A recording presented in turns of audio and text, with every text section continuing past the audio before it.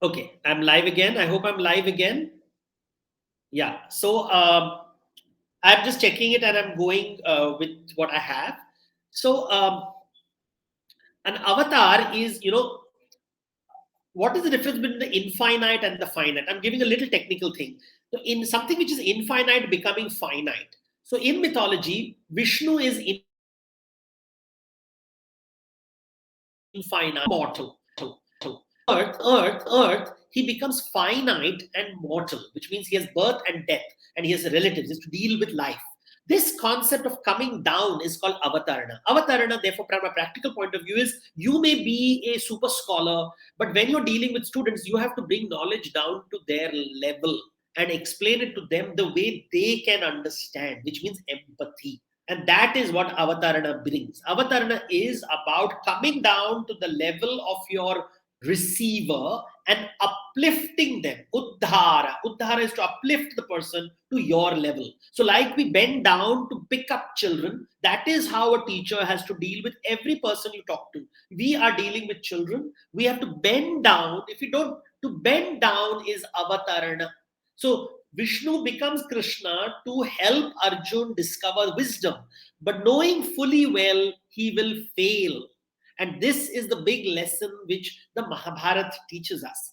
At the end of all the lectures, after the end of the great lecture, Rama, we are all told about Bhagavad Gita, and we are told how Krishna gives this great lecture to Arjun. God himself comes down to earth, becomes a teacher, and gives knowledge to Arjun. But at the end of the wars, what they don't tell us is a little story from Anushashan Parva, that at the end of the war, the student goes to the teacher and tells, Arjun goes to Krishna and tells Krishna, at the beginning of the war, you gave a great speech with a lot of wisdom. I don't remember anything. Can you please repeat and give me a summary of it? And Krishna is livid and angry, and he says, I gave such a great lecture called the Bhagavad Gita, 700 verses. I was inspired. I was in a state of yoga. I gave you the best lecture in the world, and you didn't understand it. And you're asking me to repeat it. And he gives what is called the Anu Gita. And the Anu Gita, nobody talks about the Anu Gita. The ISKCON people don't talk about Anu Gita. Nobody talks about Anu Gita because it reveals that even God cannot teach the student. No matter how hard you do, how much hard you work, you should not feel bad that the student, the receiver is not the transmitter. The receiver is his own self. It has his own indriyas. It is a separate jivatma. And this idea is very, very important.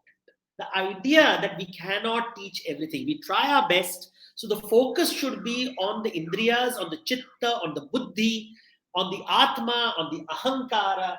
It is not on the content, not on trying to convert people, making them think in a particular way, not trying to make decent children, not trying to convert them to your way of thinking, but enabling them to make the journey from ahankara to atma. That means from thinking of themselves to thinking about others.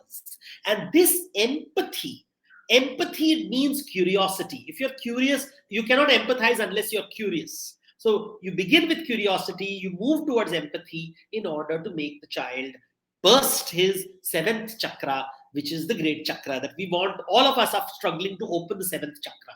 And that's my few bits on storytelling and educating children and how to fire up the imagination so that the bija becomes a phala. Yeah. So that's the end of my talk. I don't know if we have time for question and answers, but maybe we can take a few. Yeah, certainly. I hope people can hear me. I don't think you can see me right away. I Yes, can hear really. you. Yeah, so I couldn't see any questions in the chat. That's because probably people were too mesmerized with all the concepts that you were telling, and you can see that a whole lot of appreciation for you on the screen in Thank a you. digital way. Thank you Yeah. so much. So really looking forward to people putting questions on the chat while I have a few. Sorry, in the Q&A. While I have a few of my own, but I do think that Professor Vasudevi Reddy, who's joined us and is one of the plenary speakers to one of your comments, I think, to what you were talking about avatar and uddhar. I think she had a comment which said, but isn't it always between? the student and the teacher, and she puts between inverted commas. You can see that comment in the chat, not just in the one or the other. So if you can see, sort of respond to this comment of hers if you can see it. But isn't it always between the student and the teacher, not just in the one or the other?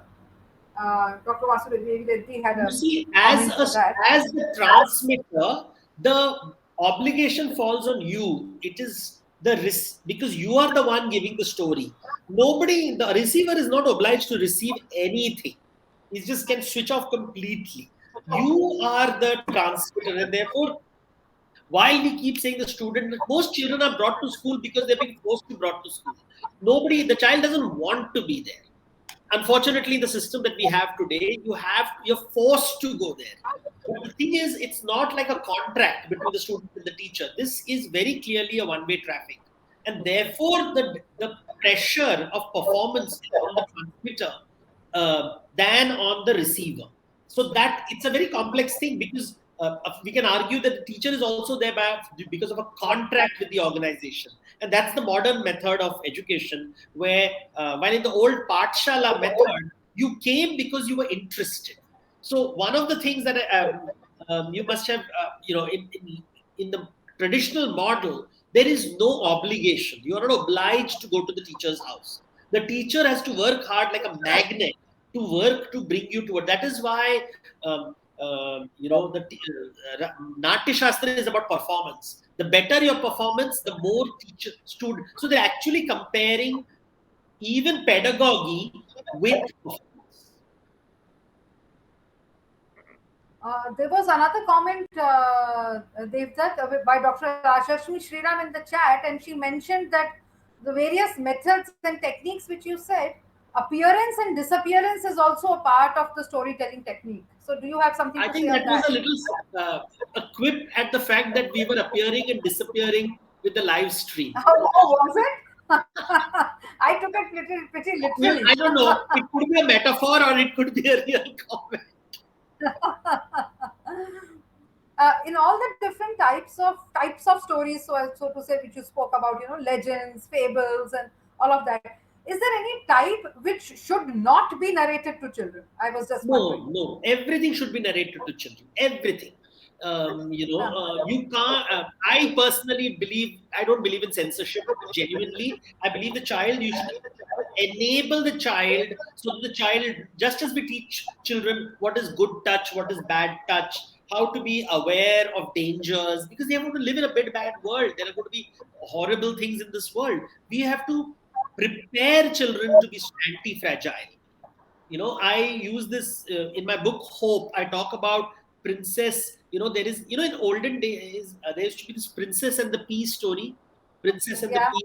There's this princess who would sleep on 20 mattresses. So in Hindi I Yes. call it Rajkumari Matri, who is so Okay. sensitive that even एक मटर से उसको तकलीफ होता है. And then I use the opposite for Princess Jwala. It is like, the goddess who can walk through fire. So I said, what kind of children do we want? Do we want Rajkumari Matri or do we want Rajkumari Jwala? So, Well said. I would work towards Rajkumari Jwala. We are all a little bit of Matri. Sometimes we get hurt, but we are also Jwala. And I think Yeah. we have to work with the two princesses in our bodies.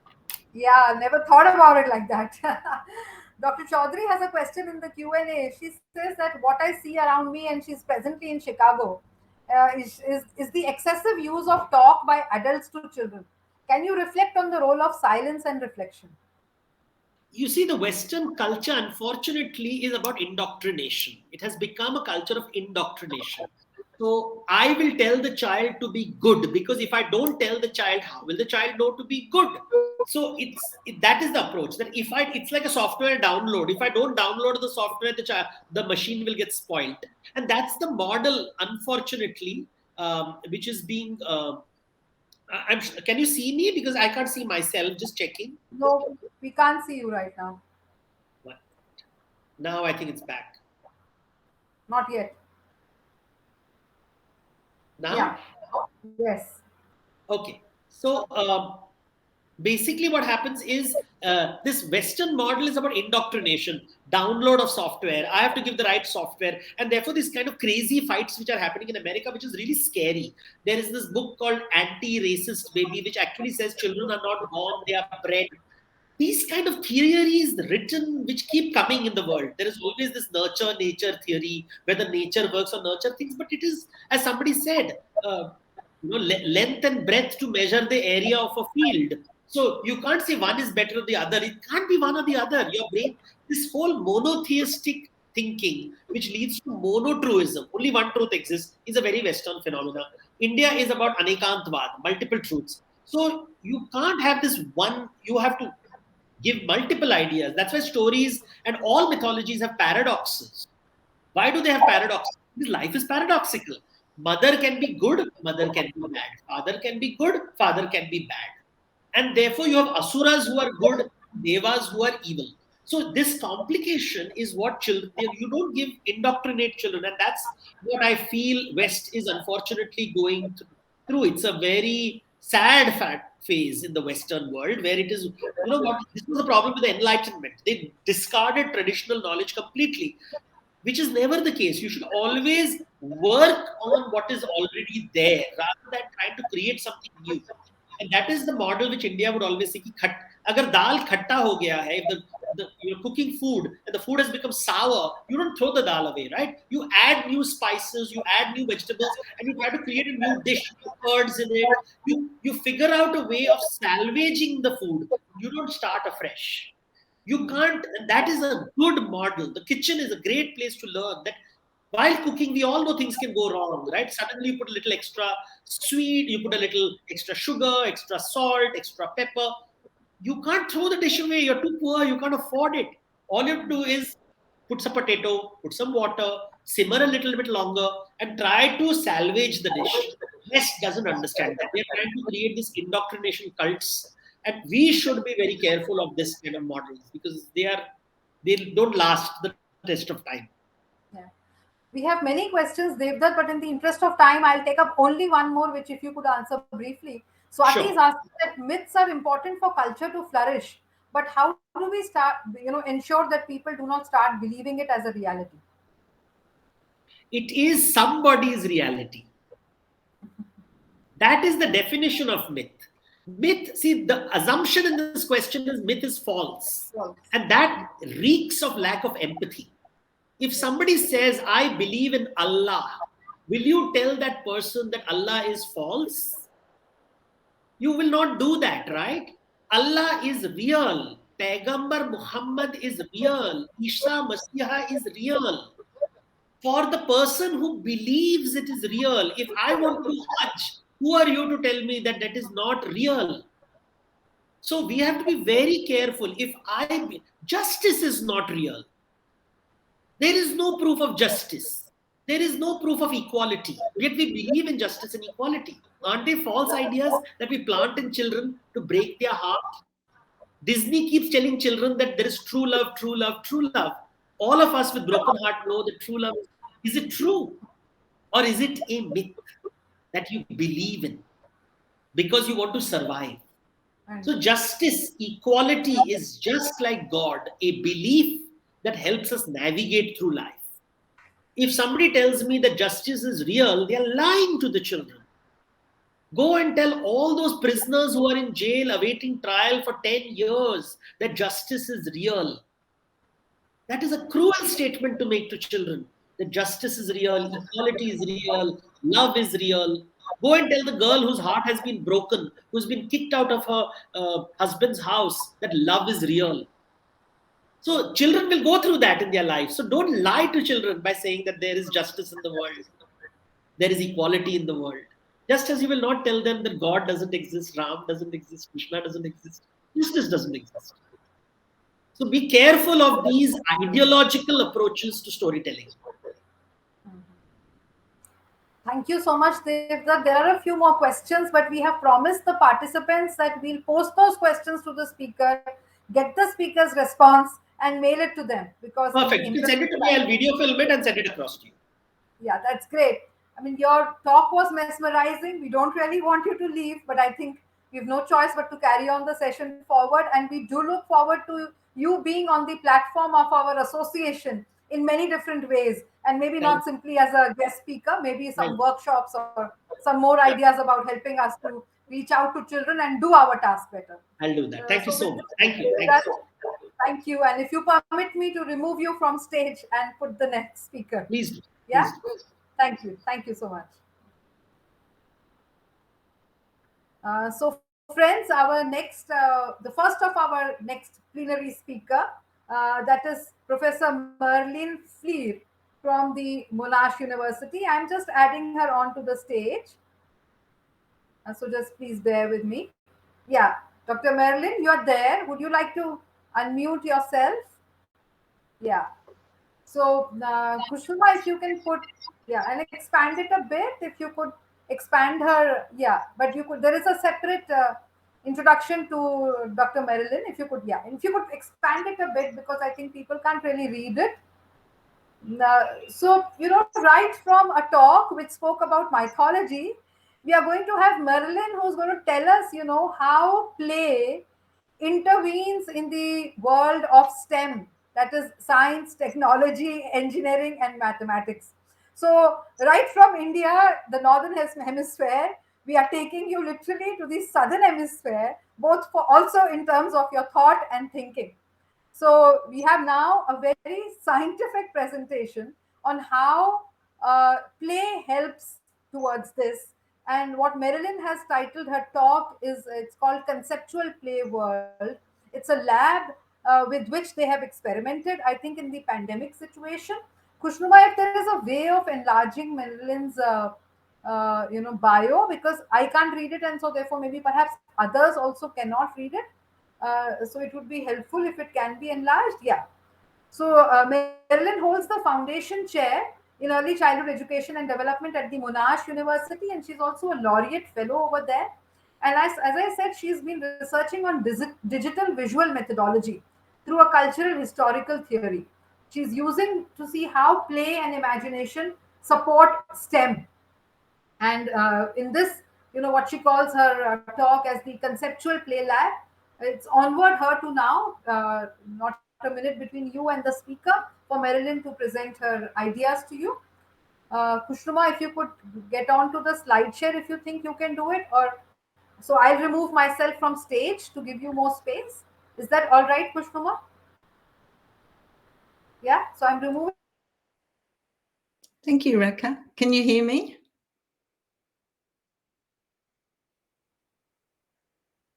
Rekha, can you hear me?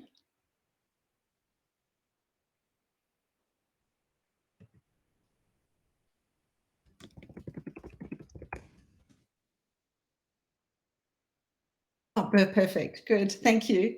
Thank you, everyone. So thank you, Rekha, for a very lovely introduction. And I have to say, it's such a pleasure to have been invited to the association's World Conference.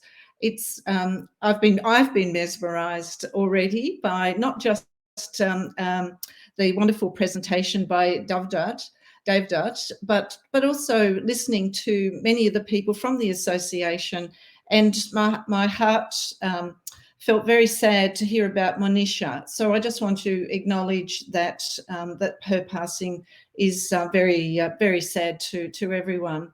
So if we could go to the next slide, please. And as Rekha said, my title is about conceptual play worlds. This is what I'm hoping to share with you today, or this evening, this morning, depending where you are in the world. And go to the next slide. But in doing so, I hope to also, thank you, hope to also acknowledge which is the tradition in Australia where I'm coming from. So I'm coming from the Bunurong country, which is the Indigenous communities' land, where Monash University is located and where my home is located. And you can probably see in the background, that's where I'm actually coming in from virtually. So the next slide, please, Rekha.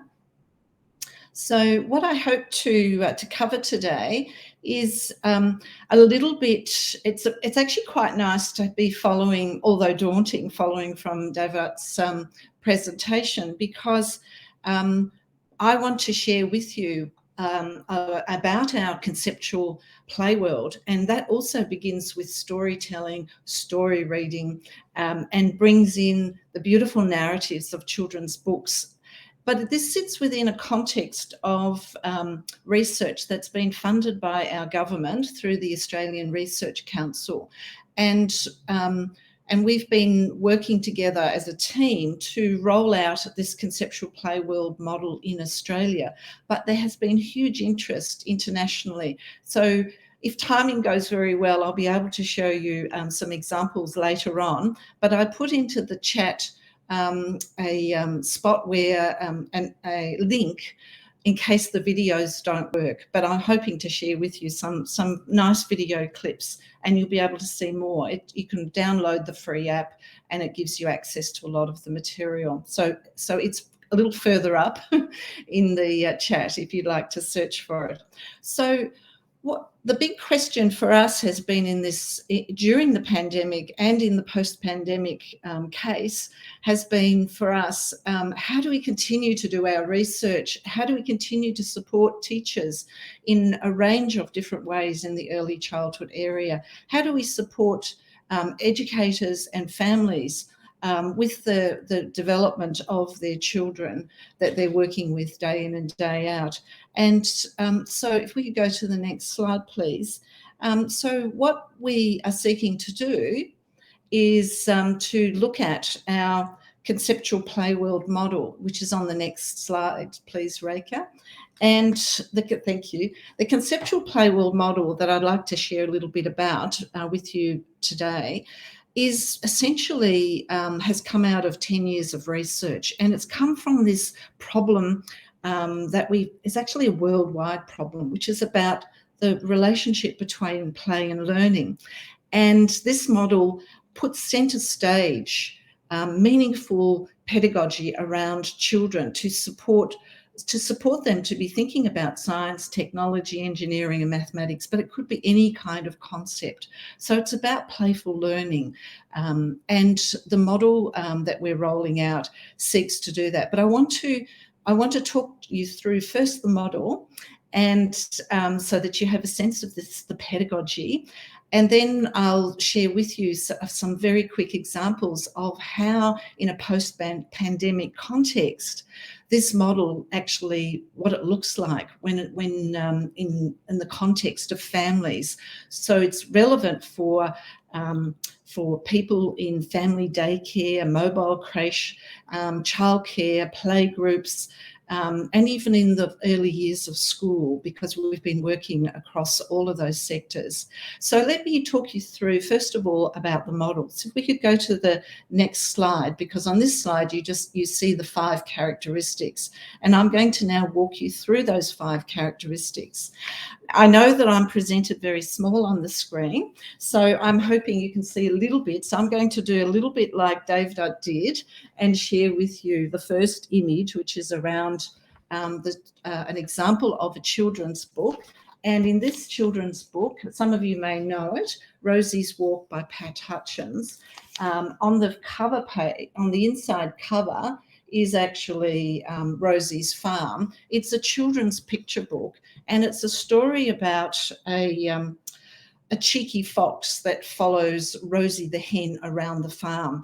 And the suspense and drama in the story is really important, because the children, as audience to the reading of this book, later on as actual players by jumping into the story of the book, but also as educators using props, because part of the story is that the hen goes round the pond, goes over the haystack. You can see just everyday materials here, and the cheeky fox is always trying to catch Rosie but never succeeds. So something always goes wrong. So it's a very exciting story for very young children. And there are many stories, Devdutta said, that give that kind of drama, that suspense. I saw in the chat people talked about the suspense in stories as being very important as well. So the first characteristic of the playful learning model called conceptual play worlds is actually about choosing a dramatic and exciting story that children love and that we as adults enjoy sharing with children. But the magic of the model is that it doesn't stay with just the story, because the children are going to, as part of this model, they jump into the story, they become the characters of the story. And this is more than just role play. So if we could go to the next slide, please, Reka. The second characteristic is actually then creating this imaginary play world for the children. So some of you may know of Gunilla Lindqvist's work from Sweden. She did a lot of work on creating play worlds, but it was more for the drama and the excitement of the storying. What we've done is, in our researches, we've used this as an intervention model, and we've developed it further so that we could really create dramatic play worlds for children where STEM learning could take place. And so the second part is actually creating this imaginary play world. And in this example of Rosie's farm, the outdoor area, and there's a picture of it here, the outdoor area becomes Rosie's farm.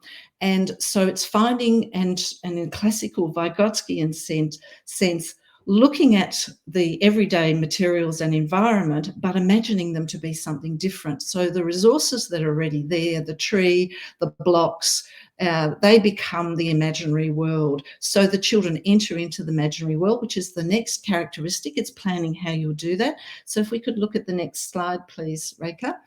And the next part is actually setting up like a scenario. So if we could go to the next slide, please.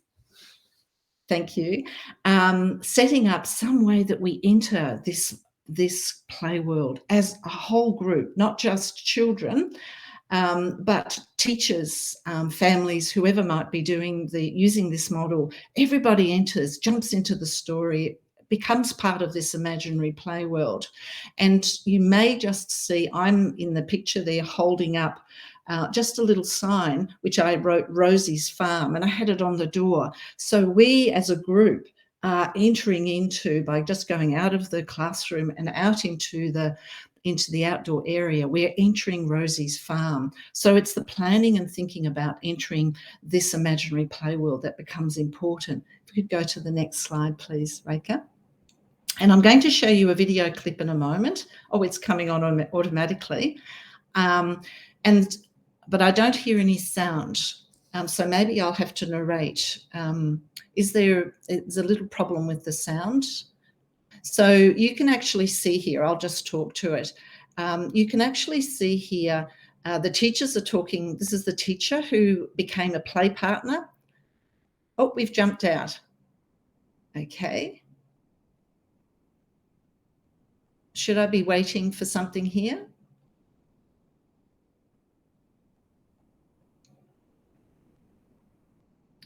If you would like, I will just continue.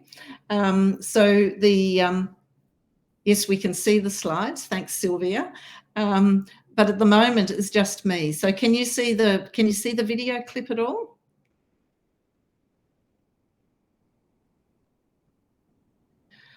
I will just keep talking while somebody sorts out the technology then, as long as you can hear me. So in the video, you would have seen the next characteristic of the conceptual play world, which was essentially to create in the play. So no, we can't see the slides. No, but can you hear me? Can someone tell me if you can hear me? Yes, thank you, Sylvia. I'll just keep talking until the slides reappear.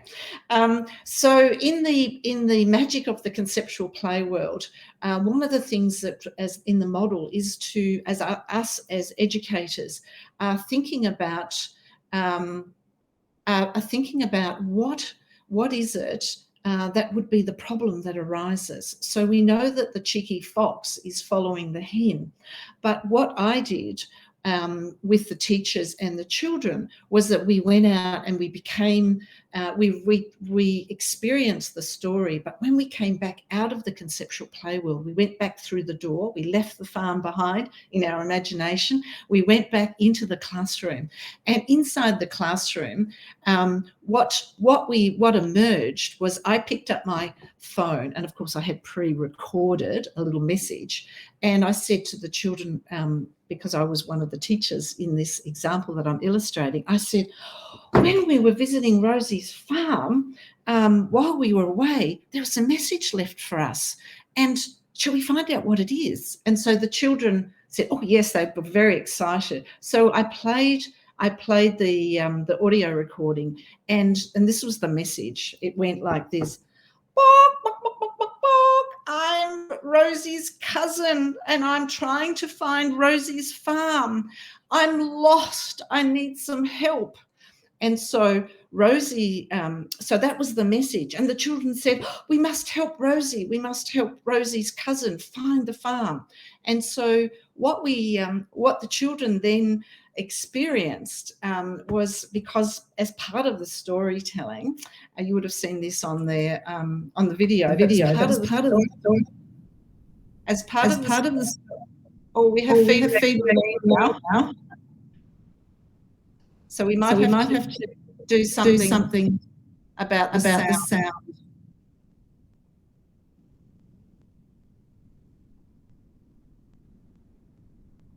I'm just stopping my speaking because there is sound coming back.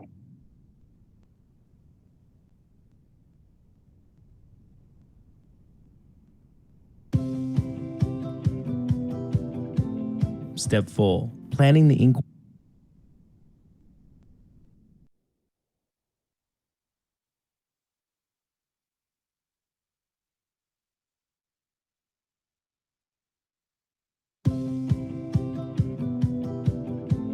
Step 4. Planning the inquiry.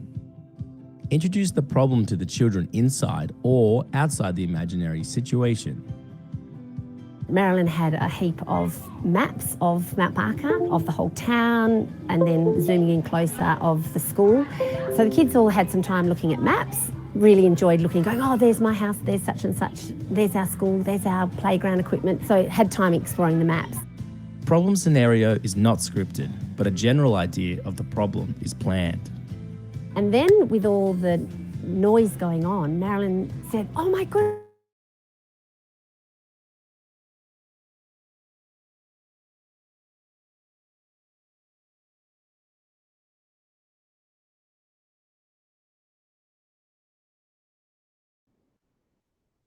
you probably can't hear the sound, but I think I've mentioned what's here. You can see me with the with my phone after they'd listened to it. But I also used my phone to talk about because the children were from a rural community. And so they were very interested in foxes. And so we listened to fox sounds and a whole range of things. But what the children went away and did as part of the excitement of wanting to help Rosie was that they decided that the way to help Rosie's cousin find the farm was to draw maps. And so to draw maps, they had to think about it from a plan view perspective. So not a worm eye view, but a bird's eye view. And so this was really, really important for the children drawing the maps. And of course, the book of Rosie's Walk has beautiful prepositional language. So it talked about in mathematics, so it talked about going over, under, and around, as I mentioned earlier. So the children had this rich language. They had this opportunity to bring to their map making those kinds of words and explanations. But what was very, very exciting was that the children then went back day after day into the imaginary play world with their maps, and the drama and the play became richer. And through that process, of course, they were not just living the story and developing the play and solving problems in whatever way they wished, but what they were doing was creating deep understandings of particular concepts, in this case, mathematical concepts. And so if we could go back to the slide presentation, I can finish off my PowerPoint now. What came forward from this, I'll just keep talking as though you know what's going to appear on screen shortly.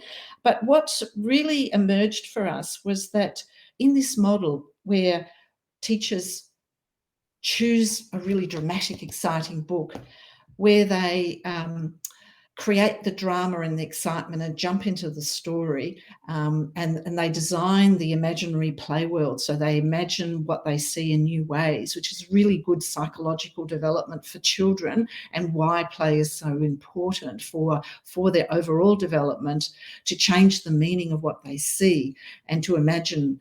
And then planning this inquiry, this investigation. And in this case, the investigation was just rich with prepositional language, and also planning the roles. So in the characters, the educators took on a role as well. So I was one of the bees, and because there was bees in the story following Rosie and the fox and so on. So all of the teachers and all of the children were characters in the story. They became and lived the story. But in the process, they also solved problems, and where concepts really supported their development. If we could go to the next slide, please. And where I want to just land now is to say, in the post-pandemic context, what we discussed was we had this model, we had been workshopping that with educators, but in a post-pandemic context, we weren't allowed to go out. We wanted to support teachers and family daycare educators who have certificate qualifications. And if we could go to the next slide, please, that would be fantastic. Thank you.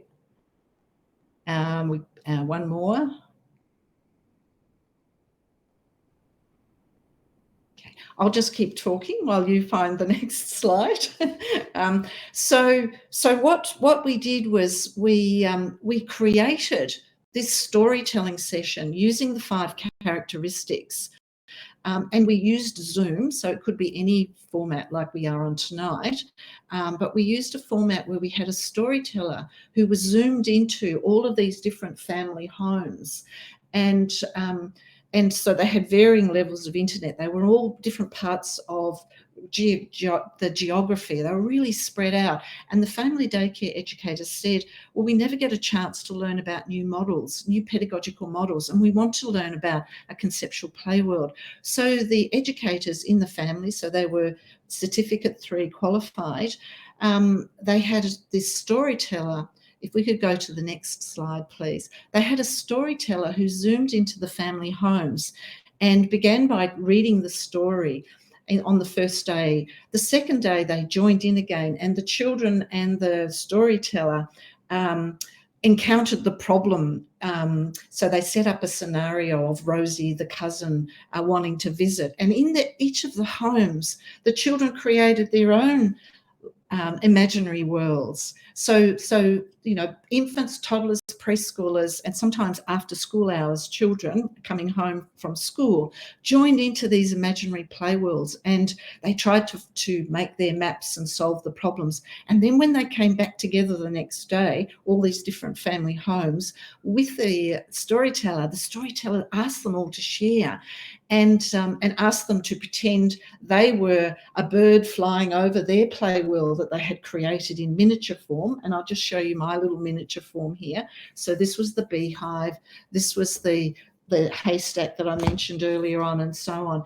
And so they had their own play worlds, and they were flying over the top to help them to think about and draw a plan view or a bird's eye view, and so they could create their own maps. And they shared that with each other, and they shared the different problems. But what we learned from that very rich experience was that not only were the educators so excited and the children, but they collectively across the family homes shared how to bring, and you can see just a little snapshot here of this scenario on the screen. So you can see the families connecting in, and some of my colleagues. And so the children really enjoyed this experience of solving a problem collectively through Zoom technology.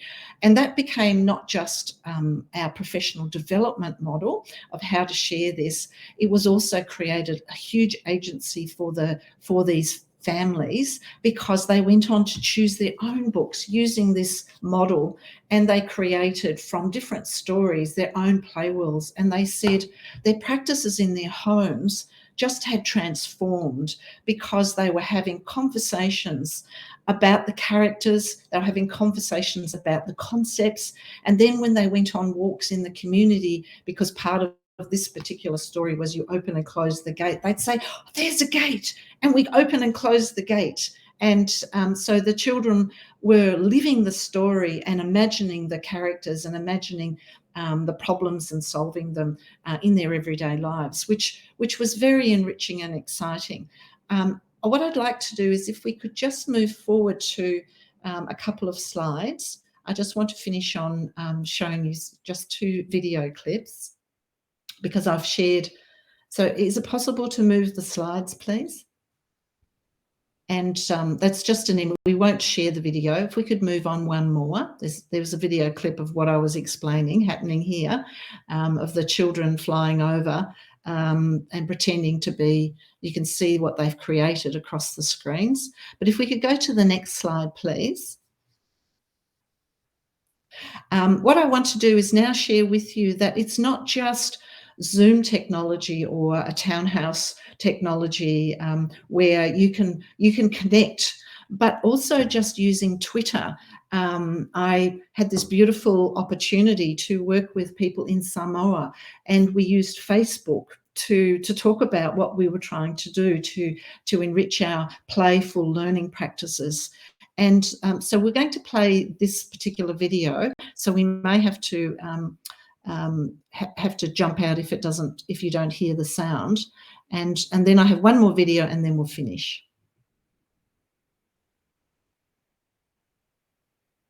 Okay, so we're not getting the sound. So you can see the image in Samoa. I'm sorry, we'll have to go back to the video clip so that you can hear it. Praveen, your screen has got an icon on it that suggests you're on mute. So I'm wondering if that's what's causing the problem. And I'll put myself on mute so we don't have an echo.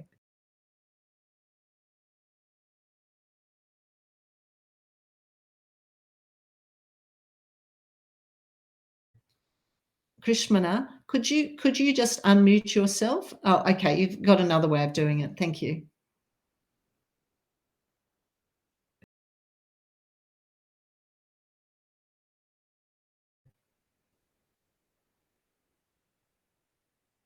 While the video is being retrieved, I'll just say that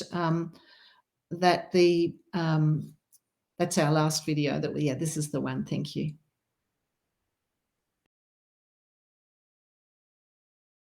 I don't think we can hear it. I can't hear it. There's a mute icon.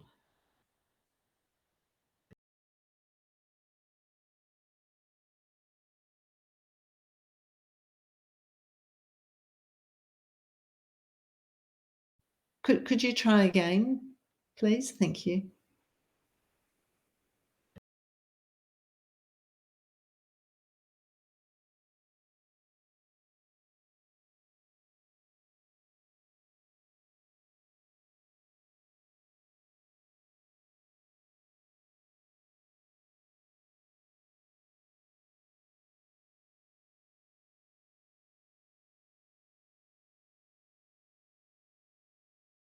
Yes, I agree.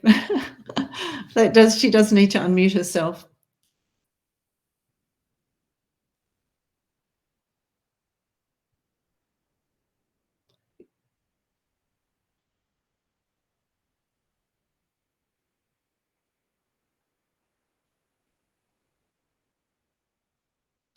What you're watching here is the last video clip rather than the one I was going to share with you.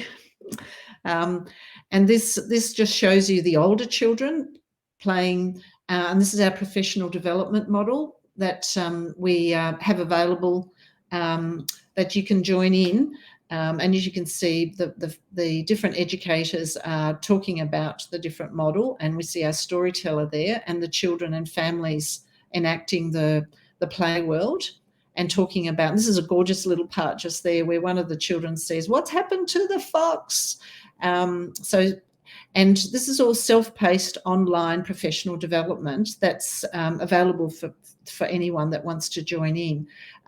I'll make sure the organisers have all the links for you, but I would love it if you could show the example of Samoa, which is the video prior to this. Kushuma, if you could unmute yourself, people could probably hear the video. Can you unmute yourself, Kushuma? Kushuma, can you hear us? If you can unmute yourself, people can probably see the video, hear the video. I'm so sorry that we're having these technical issues, but we just have to be flexible. It's how things are in a post-pandemic world. And thank you, Sylvia, for sharing the link. So you'll see, while we're waiting, you'll see if you jump into that link at some stage, you'll find a whole lot of resources. We have not just the examples of the model, but we have workshop materials, examples of different children's books that are all available for free to download. And yes, do look me up on Twitter because I make comments. We have a Facebook for educators who are sharing examples of really exciting practices where they use children's books. And the example I wanted to share with you is from Samoa.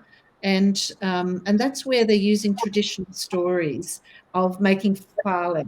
So whale is the traditional house. And so they were having storytelling, traditional storytelling, and then from the traditional storytelling, engineering problems arose. You know, the water was coming in and we needed to elevate the houses. So how do we make the whale using our natural bamboo and materials and so on? So that the point of the conceptual play world model is to create these imaginary worlds, but in the imaginary world, problems arise that need STEM concepts to keep the play going. So it's very personally meaningful for children because the children want to help Rosie stay safe and not get caught by the fox, and they want to help Rosie's cousin visit by making a map. And similarly with the whale, the children wanted to live the story, these beautiful traditional stories, and to become engineers solving the problem of that was emerging in the story as the waters were rising and so on. So it's just to say that it's the playful learning. It's not about play and it's not about learning, but it's not just playful learning. It's actually imagination in play developing, and it's the imagination which feeds children's conceptual thinking, because without being able to imagine these concepts like prepositional language that we as humans have invented, children have to imagine going over and under. You know, they do it through the story, they live it through the story, then they draw it and start to become more abstract in their representations of those things. So they have their icons, their own icons, might not be emojicons, but there might be their own icons that they create to make this map, for example. So these STEM concepts that we're working with are there to support the children's play, not the other way around, where you say, here's the science lesson and you go off and play, or here's some materials and you play with them. No, you're actually together with the children, living the stories, solving the problems together. And of course, from our research, what we found is that the children are really in tune, the teachers are really in tune with the children's imagining and conceptual learning, because they're listening and drawing on what they're saying to take the story line further. But I'll stop there now because I'm sure I'm out of time with all those technical problems. So, but thank you, Raka, for putting up with the technology and trying to solve it. Yeah, thanks to all our audience. We are really sorry for these technical glitches and thank you all for staying on. Please do remain with us. We have another three speakers who have really very interesting thoughts and ideas to present to you. Marilyn, I'll if you permit me, I'll remove you from stage. As you know, all the questions for the plenary speakers are together. I'd just like you to leave you with the thought that we all know this as early childhood educators. We tell stories, we do problem solving. What is it that prevents us actually from doing this in an organized manner? That's a thought I would leave you with to answer when we come up with the Q&A session. So may I remove you from the stage, Of and course. I'll be now putting up our next speaker, who is so we are back to the northern hemisphere again, and we are here. We have Professor Emeritus with us, Professor Vasudevi Reddy. We really do apologize to the speakers that we've been trying since the last 2 days, but for whatever reason, once we put Professor Reddy onto the stage, she's not able to show her video.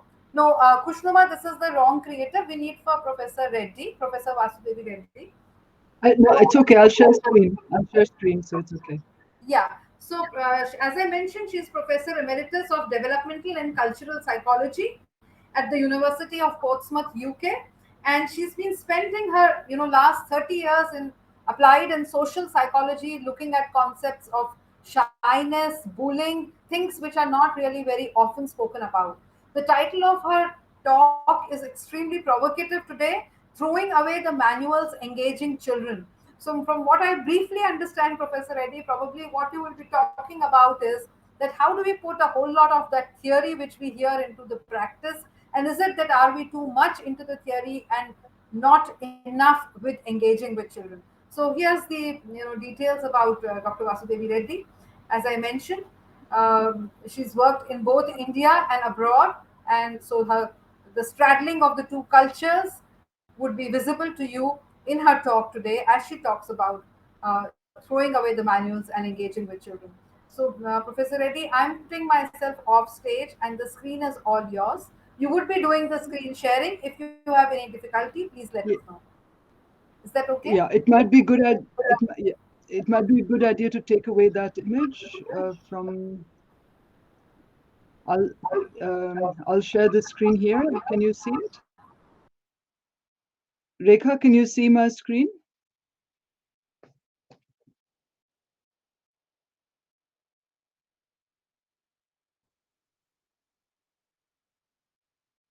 Rekha, could you see my screen? Yeah, just a minute. Is this is I think You the can, screen of yeah, we can see your screen, Dr. Reddy. We can see your screen, yeah, and but we you can just remove the other one because otherwise it will be double. This is Shuma, you are not I've sharing now the got my. yeah. I am sharing the screen. Yeah, I think it I'm says trying to.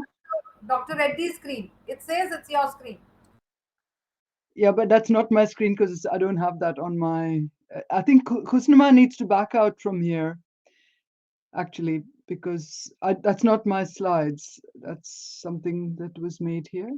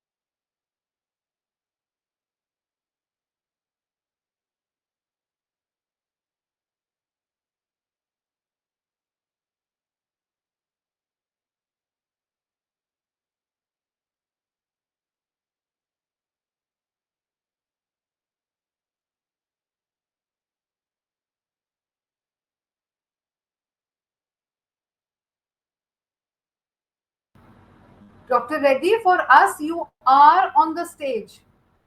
if I click on your icon, it comes remove from stage. So for me, you are on stage and we are seeing your screen.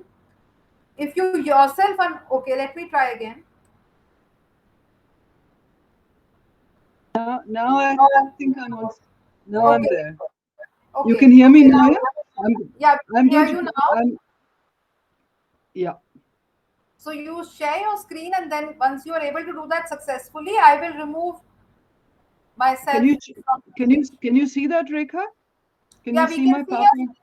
we can Okay, see your fine. screen, but not your PPT yet. Ayo. Um,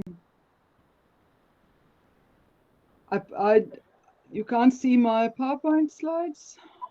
No, it Okay. probably takes a minute. Okay, You, sorry. Yes. Okay. yeah, Right. you just share. You will not be able to see Dr. Vasudevi Reddy's face when she is presenting. There is some glitch which is not getting sorted out. You'll only be able to see her PPT. So you won't see her. Yeah, and I'm now removing my Acha, screen. okay, now you can see my PowerPoint, yeah? Okay. Um, you're gonna. I'm hoping that everybody can hear because all I can see is my slides. I can't actually see the chat, so I can't read it. So Rekha, if there's some problem, you're gonna have to come back in and tell me verbally, vocally to do something different. We Okay. can So hear thank you you. very, very much. We can hear you, Dr. Reddy. But if you could just be a bit louder, is all I would say. Okay, I'm going to try and come really close to the mic. Okay, right. So thank you again very much, all of you, Nandita, Rekha, and the whole association for inviting me. I'm very honored for many, many different reasons. It's kind of like coming back home in a minute, in a bit, because I started out my work and had my kids there in Hyderabad in India. So it's kind of the whole thing is kind of turning full circle. Okay, what I want to talk to you about today is about throwing away the manuals and how to engage babies. Not how to engage babies, but engaging babies. And in a sense, this ties in very, very much with Devdutta's talk about engagement being the key, and it ties in also very beautifully with Marilyn's talk about play. Not so much about conceptual worlds, but about the play worlds that babies themselves can create. And I'm going to talk a little bit about teasing done by babies towards the end of my talk. Teasing is something that from an Indian context is very, very familiar to us. So in the West, teasing has a little bit of a bad press, but in India, it's usually done within affectionate relationships. So it's kind of like, in a sense, I feel that the work I'm going to show you captures a lot of the upbringing I had in India. Okay, what I want to talk about, the main point I want to make in today's talk is about really how important it is for the teacher, the scientist, or the clinician, or the parent, in fact, to be involved in whatever is happening in development. And this is not just a kind of a superficial way saying you have to provide the right information, you have to provide the right context. But in a sense, what I'm saying is that you, let us say in this case as a scientist or a person who is observing babies or young children, are actually part of what you are observing. You know, it's not just that you are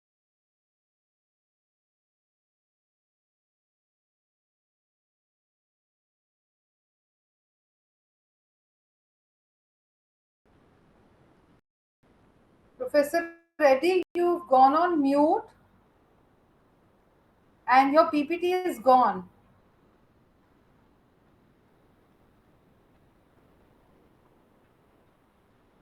Professor Reddy, we can't hear you. You've gone on mute. You've gone on mute.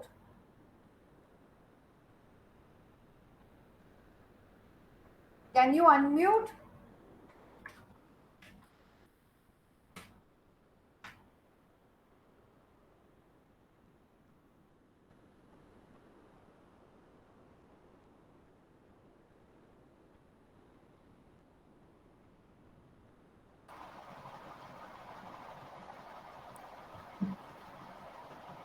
Hello, Dr. Reddy. Can you hear me?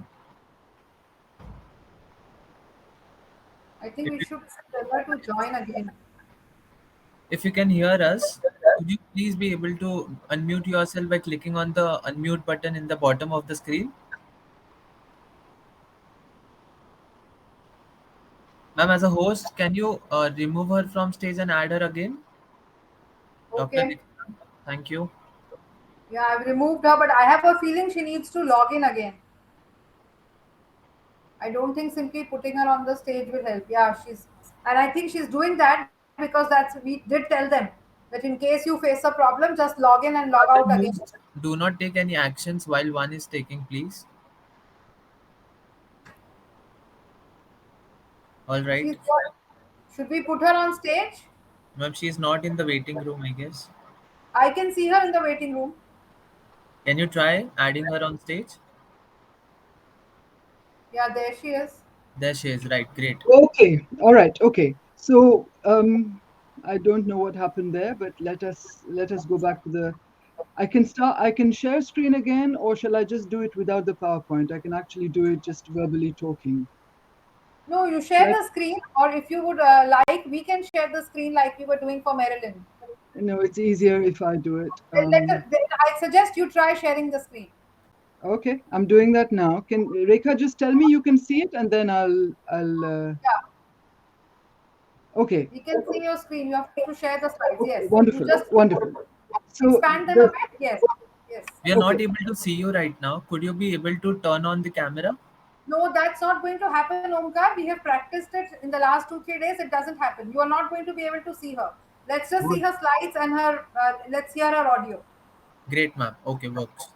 okay. So the key thing, one of the things that has bugged me from the start of my work as a developmental psychologist is how much Western psychology kind of does, as a science, has tried to exclude people who are familiar and involved with children from from being sources of knowledge. So if you're a parent, and especially if you're a mother, you are kind of somehow excluded from the role of objectivity, from the role of scientist because of your involvement. So what I'm kind of trying to argue against is this is I understand why involvement is seen with suspicion, but on the other hand, it is absolutely insane that the people who have the greatest knowledge of phenomena and the greatest responsibility for creating those phenomena cannot be used. So it annoys me no end that we tend not to trust the voices of parents or the voices of teachers and listen instead for lab experiments and somehow kind of cold results, as if distance gives you always the best view. And I think it gives you a different view, but I don't think it gives you the best view. One of the, a lot of my work has been spent fighting against something that some of you might be familiar with called the theory of mind theory, which, to put it into a nutshell, was basically has been basically arguing that in order to understand minds, kids need to have a theory. Anybody needs to have a theory, and this is kind of a problem for different reasons. One is it assumes that minds are somehow invisible, inaccessible to perception, and that therefore they need to be theorized. They have to be imagined, invented. And the other problem is if it requires so much intellectual skill, what about babies? Babies don't have that kind of intellectual apparatus to theorize. So what are they doing? Can they or can they not understand, if you like, access other minds? So I started talking about something called second person engagements. In other words, not third person where you're watching people like a film, but where you are absolutely involved with them and that everything they do influences what you do and vice versa and so on. And so you're making the person at the same time as you are engaging with them. And in a sense, all of us are making babies because we are creating their development by being involved with them and creating their development by not being involved with them. You're creating a very possibly destructive kind of development. And this idea of two forms of knowing from within, if you like, from within involvement, knowing from a distance. Somebody called Martin Buber, a Jewish theologian, he talks about I, thou, and I, it forms of knowing. Buddhism talks about being present to the other. And it's kind of really very much the same thing. When I tried to write a book, well, I did write a book called, it's called How Infants Know Minds. And it's basically tackling both the philosophical and the empirical aspects of what babies can do with people and what we can do with them. When I tried to name it, I wanted to call it How Infants Feel Minds, because it is really about, if you like, feeling the other in your own emotions, right? Harvard got very suspicious. They thought it was a bit sexual connotation, so they wanted me to call it How Infants Know Minds, which is again another detached way of talking about things. But hey, they have the right to name books, so that was that. Okay, so what I want to talk about to you from now is just give you some video clips of infants' openness to others' involvement from birth. In other words, this is stuff probably that you already know, but I'll do it to you. I'll do it for you because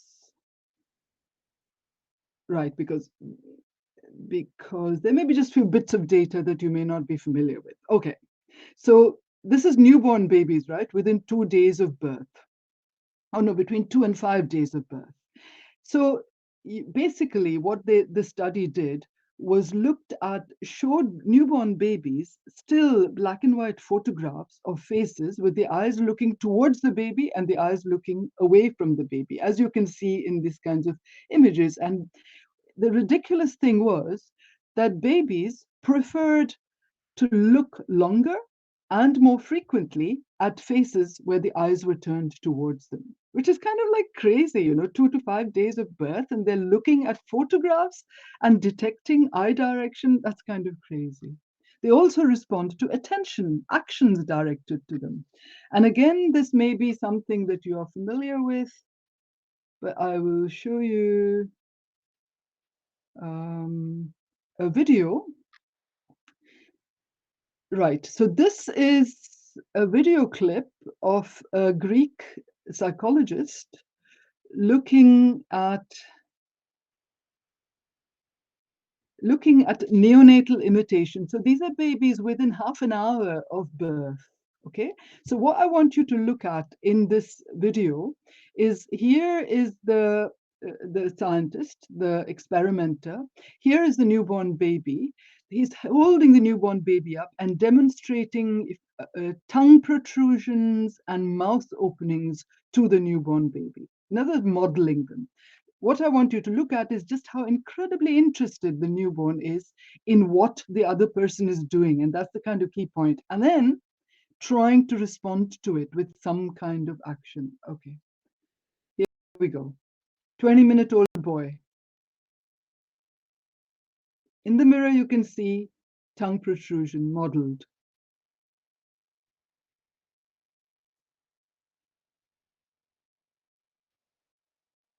And the baby's effortful attempts to do something with the tongue. Mouth opening.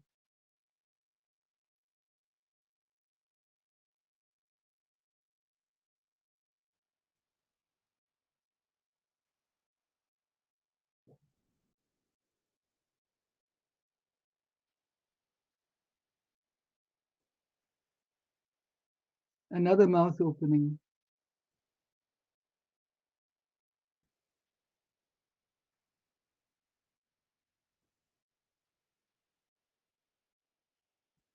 A slow attempt to do something with the mouth.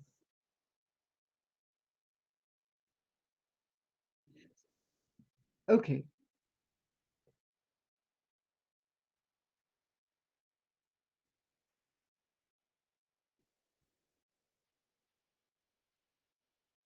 Okay, so this phenomenon of neonatal imitation is pretty controversial. There is absolutely no doubt when you're involved with them, with the actual imitation process, that baby is responding to, but the arguments go on and on and on. The important thing is that they are both attracted by and being drawn into and drawing in others into their actions right from the start. Another study that we did, which I kind of really love, is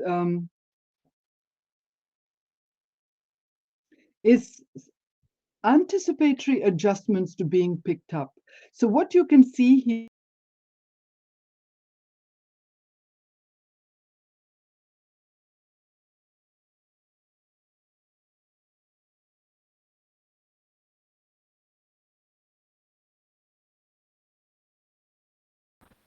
we've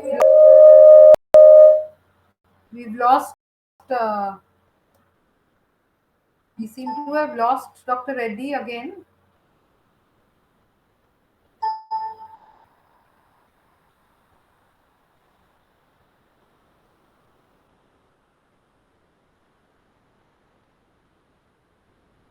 We seem to have lost Dr. Reddy. Probably she'll be joining.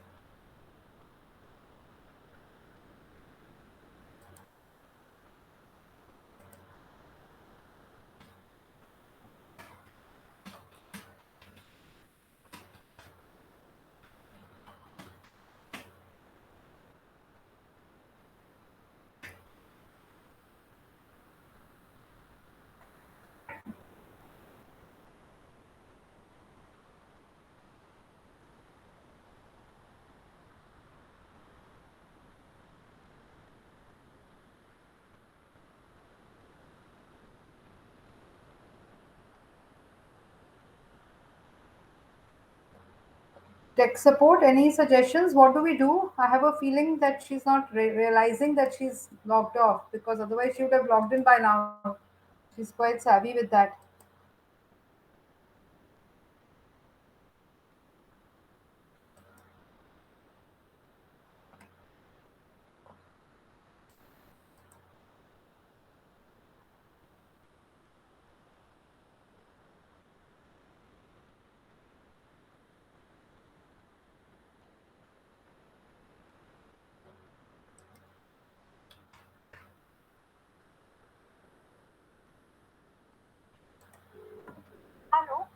Yeah, Grishma, have you been able to contact Dr. Reddy?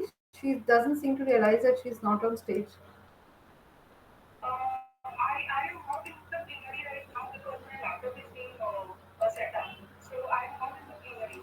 Yeah, but नहीं मैं बता रही हूँ doctor Reddy बाहर निकल गई हैं. Is there a way to contact her on phone and tell her to join? Yeah, I don't think we have her phone number.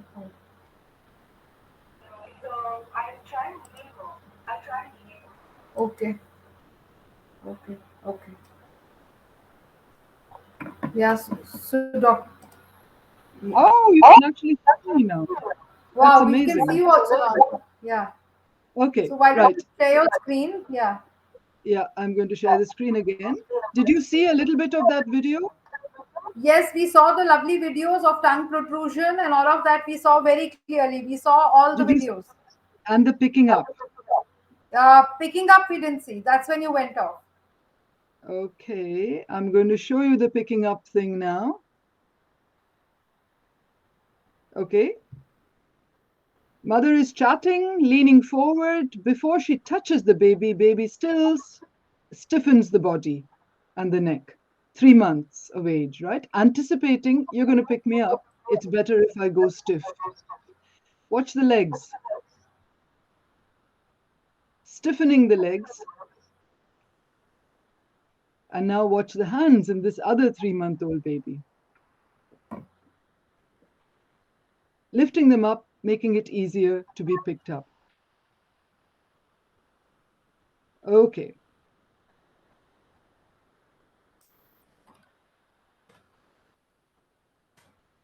Right, I'm going to jump very quickly to another video, which is what I'd want to talk about now. It's not just anticipating actions or responding to actions, but it's a very, very emotional process.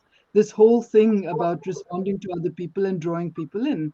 And here is one phenomenon where, again, it's very, very much for me. Hang on, I will just get that up.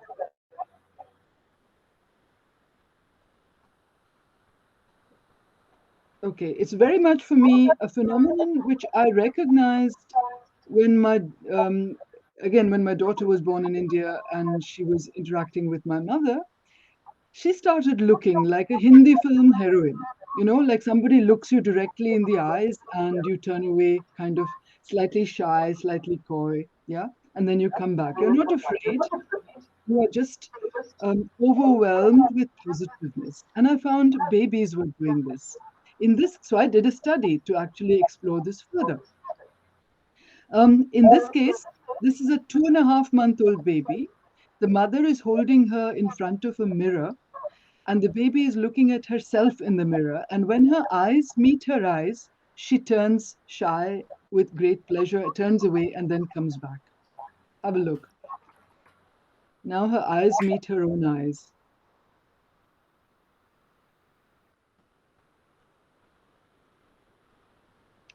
Okay, so this was a bit of a controversial phenomenon again.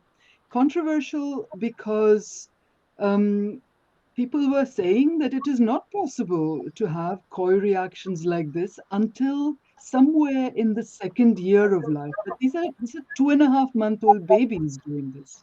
What does it mean? And I think the short answer to this is if you get involved with babies and look for their and get let your emotions get involved, you will understand them in a different way and be able to study them, study phenomena which you won't have access to if you look from a distance. Okay, one more thing I'd like to talk about, which is somebody talked about, I think it was Nandita and Dr. Sriram, talked about surprise and the unexpected and suspense as being important in dialogue or in connections. Well, Martin Buber was very much saying that surprise and unpredictability is very much a feature. It has to be a feature of all dialogue. In other words, if somebody is reading from a script, you can't have a real conversation. We know this, okay? But what's interesting is that infants also create surprise, and they create surprise in two ways. One of the ways I would like to show you is I spoke about teasing earlier. They also do something simpler like clowning. Okay, have a look at this example. This is an example of an 8-month-old baby. The mother is asking her, "Are you dancing?" I don't know why she's asking her that because the baby's crawling under a chair. But anyway, the mother says, "Are you dancing?" And the baby slightly understands the word and she sits up and she shakes her head. And the mother is terribly impressed with this and starts laughing, right? The baby carries on and on and on for the next 2 weeks, shaking her head every time somebody looks at her. "Are you dancing?" she says.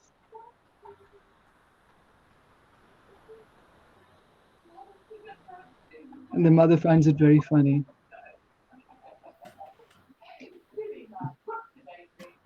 And she goes on and on and on. So this is a kind of a simple sort of not sort of a creating surprise, but working in new elements into the interactions. And if the mother hadn't laughed at her, hadn't appreciated her, that head shaking would have died out without a question, right? It's only because of the response that the head shaking is going on. But babies also do something even cleverer,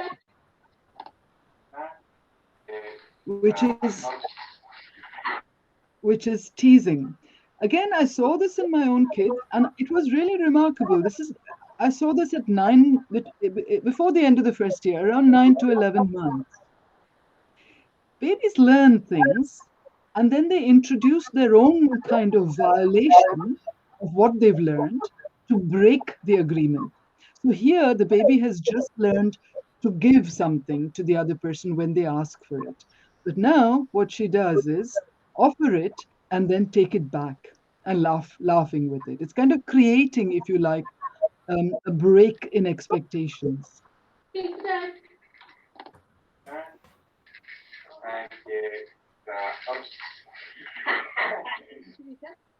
Now, oops, okay. I suspect we're running. I have no idea what sort of time because we started late, etc., etc. But I'm going to give you just a summary of what we did do with these studies, which is that we did it with preschool children with autism and Down syndrome, as well as typically developing young babies. And there were clear differences in terms, particularly in autism, in the incidence of clowning and in terms of teasing. And this is a developmental, if you like, two-way engagement. It really takes two to tease. You can't tease somebody who doesn't react to you, and you stop teasing if that person gets too upset or is ignoring you, right? So and it is very, very crucial to development, this kind of playing around with undermining the rules. And for somebody from India, this teasing is like wonderfully important. When we break rules, yeah, okay, so we're teasing the system, right? So to summarize, giving development a helping hand, whether it's with babies or with children, you need to be inside the scene. You cannot rely on the books. I'm arguing very much against distance and estrangement as a method of understanding. And I'm arguing that there is a need for I-thou engagements. In other words, where you and the other are seeing each other very much as yous. You are addressing each other as a you. You're not looking at the books and you're not looking at the expert. Okay, so now I am Oh, back. I thought you had concluded.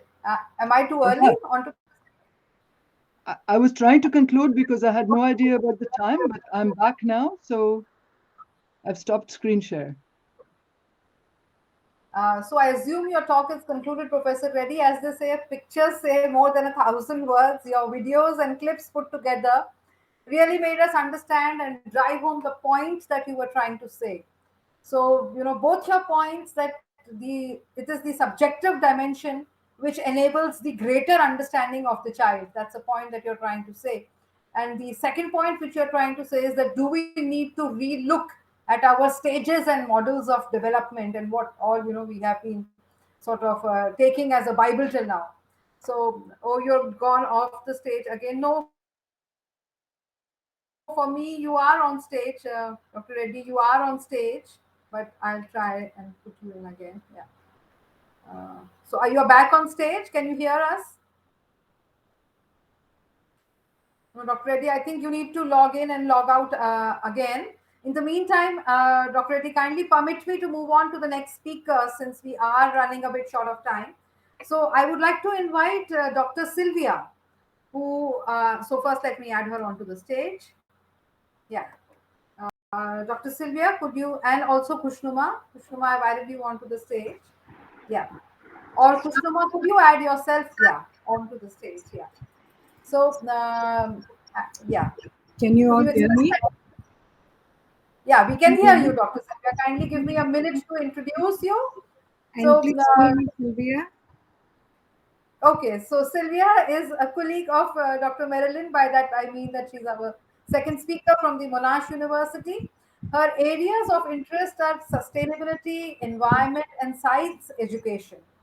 And during this time of the pandemic, she has, taken a keen interest in how that has influenced children and what is the implication for that for teacher educators. And as a teacher educator, she has worked in diverse settings: India, Africa, US, Middle East, and the Australia. And so let us see that what are the takeaways for her of her work during the pandemic, interacting with children on all of these aspects. Over to you, Dr. Sylvia. Somebody will be Thank you. presenting your slides. I'm getting off the stage. Thank you, Rekha, for the kind introduction. Thank you, Kushnuma, for helping me with the technology. While you're sorting out the slides, I'd just like to thank the Association for Early Childhood Education and Development for this opportunity and honor to be a speaker at this conference. Um, I am originally from India. I belong to Bombay. In fact, right now I am in Bombay. I've come home. India is always home, although I've not lived in India for nearly 20 years. I've come home after 4 years, and I'm beaming in from India. Um, I'd like to start by um, acknowledging Manisha. I did not meet her personally, but I have interacted with her, and I know that she was the driving force behind this conference. So her passing away is a deep loss for all of us, especially for the field of early childhood education in India and on a global stage too.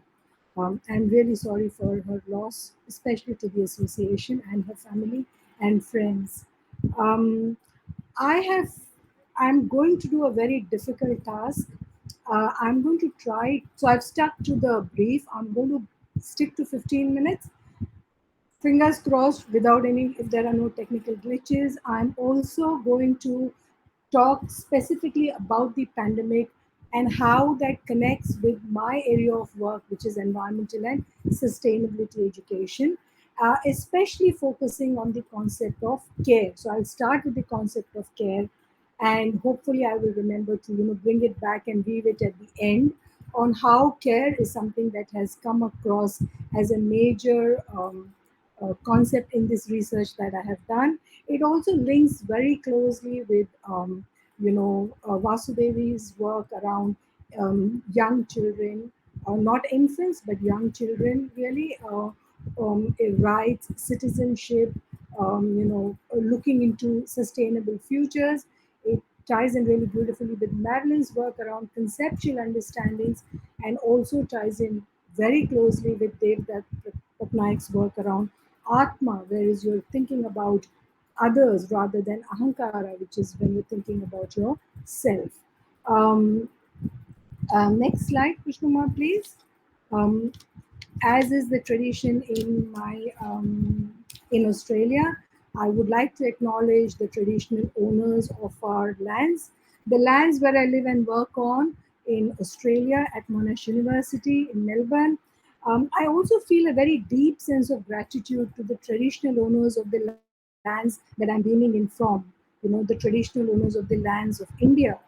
For this beautiful city of Bombay or Mumbai, and for the people and the place, because they have nourished me over the years. They have given me the opportunity to work, to engage with, to love this land, and to be able to serve this place. So, and I also, alongside, would like to acknowledge all my teachers that have been part of this journey, especially in my early years in India, and now in Australia, Madeline Freer being one of them. Um, I would like to, the next slide, please, Krishnuma. Thank you. So this research is looking at the pandemic. So we had done a larger study, and I'm going to focus on the results of the survey and the studies that came out of India. And like I said, I would start by talking about the notion of care. My focus also is, while we did this research with children in mind, but the focus here is on teachers or educators, because I thought this conference is a conference of educators. So you might be interested in your experiences.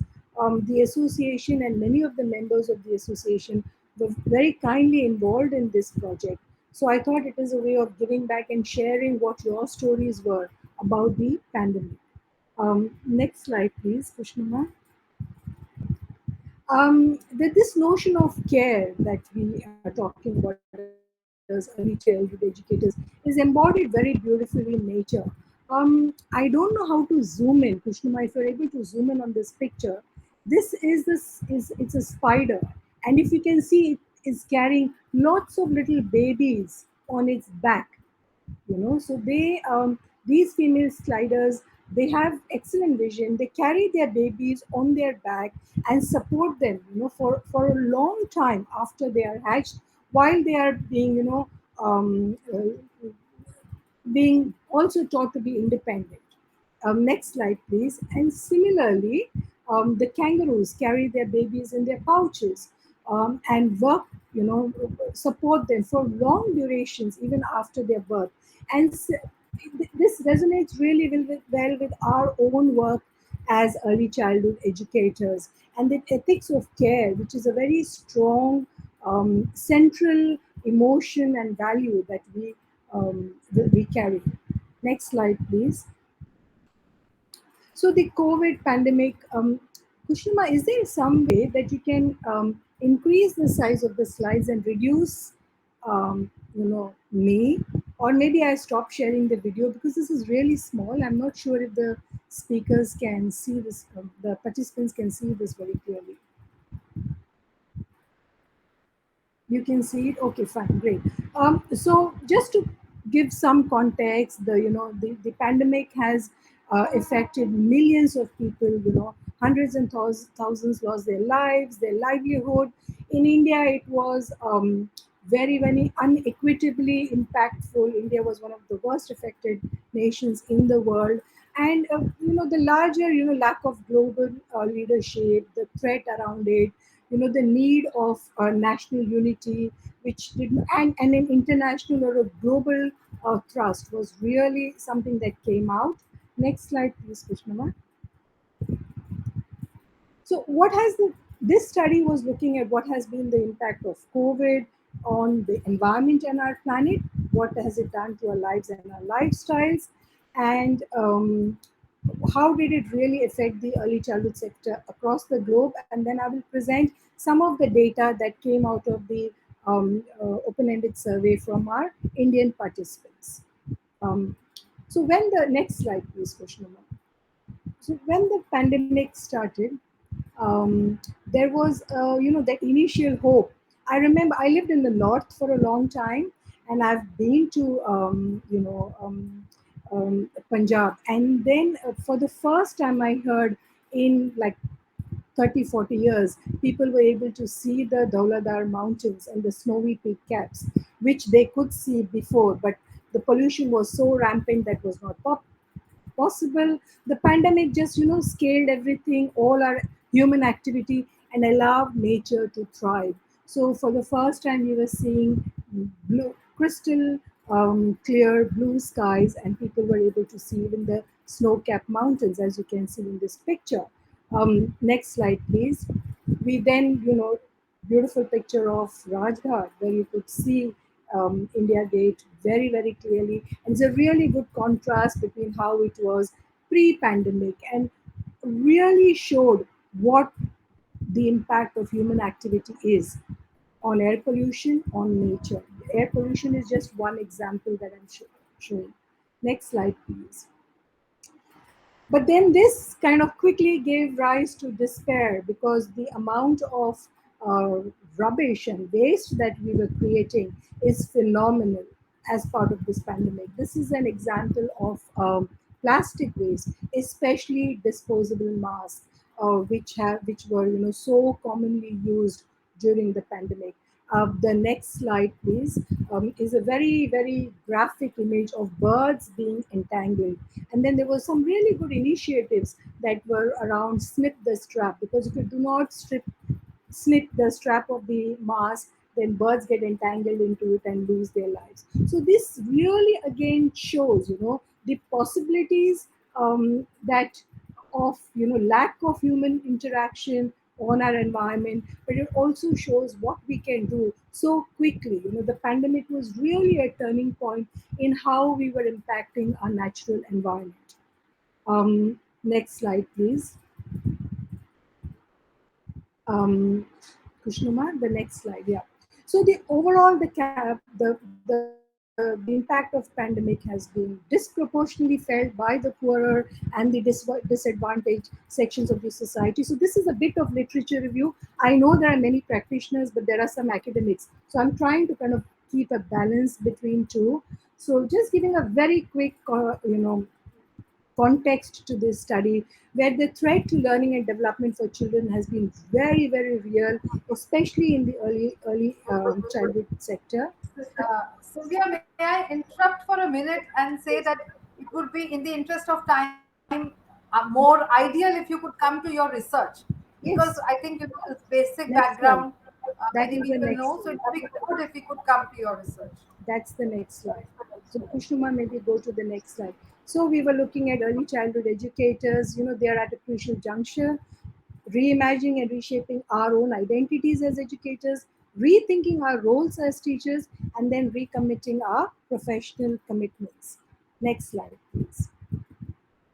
So we conducted research across 5 countries, being Norway, Australia, Singapore, India, Bangladesh, and I would like to acknowledge my research team. We were trying to see what were the experiences and responses of early childhood educators to COVID when working with young children. So this focus is on the teachers as they work with young children, and how the early childhood educators reimagine their relationship. How did they redevelop their understandings in the social and physical environment during COVID-19? Next slide, please. So I'm going to give you a very quick snapshot. This is the theoretical frame. We, of course, relied very heavily on Marilyn Fleer and Marian Hedegaard's work around the Vygotskian concept of the social situation of development, looking at how children intentionally, the intentional activities, the interactions, and how that impacts. So we try to extrapolate this particular concept that Madeline and Marianne have developed towards educators. But the core, the center of it is identities, who we are as individuals, because that links in really well with how we respond to this situation of the pandemic. And while looking at individuals, we kind of looked at personal identities, who we are as individual people, our professional identities, who we are as teachers, and then our environmental identities, how who we are as environmentalists, how do we react to all these major issues that were kind of amplified during the COVID. And I like to use the concept of the Triveni or the Sangam, or as translated in English, I call it the confluence. So that's the interaction, that's the intersection where that understanding and concept of care sits within. Next slide, please. So our, we had just a very quick snapshot. We had different educators. We saw from different countries, different contexts. Even within India, our research was spread across. So we had quite a few participants within major cities like Bombay and Delhi, but we had quite a few participants from rural or smaller towns within India. And it really brought to fore the economic disadvantage or disparity. I'll talk about that in a minute. Teachers were leading the way in many ways. There was this constant act of innovating, designing new strategies, reinventing ourselves, who we are as teachers. Their impact on the job insecurity, uncertainty was really heavily felt by teachers, especially in India and Bangladesh, as compared to Australia, Norway, and Singapore. Next slide, please. Kushnuma, the next slide. So if you look at some of the, and again, this is a large research project. We have about 4 publications and 2 major conference presentations out of this. I'll give you my details, my email address. So if you're interested, happy to share. But just very quick snapshot. 2 key findings we found was the on-ground realities, the differences, especially in how we were conducting. So, moving from a completely physical mode to an online mode. Teachers were really, adapting, resilient, being flexible, trying to bring that together. The digital divide, like I said in my previous slide, was really amplified. So we had really richer schools where there was this online interaction, lots of conversations virtually, to the other end of the spectrum where we had um, children or parents actually coming to school to pick up worksheets, taking them home, filling them in, and bringing them back. So there was just 2 completely, it was a continuum, and almost the center of the continuum was there was nothing. You had either the really privileged or underprivileged, and that then also showed in the professional development opportunities that were available to the privileged teachers as compared to the others. But what was really interesting was how, even in those underprivileged or lower socioeconomic status schools, teachers rose up to the occasion without exception across the board. That was really, really beautiful finding that we saw coming out from India. Next slide, please. The second theme, next slide, please. Have I frozen? Have I frozen? Can you hear me? We can hear you. We can hear you, Sylvia.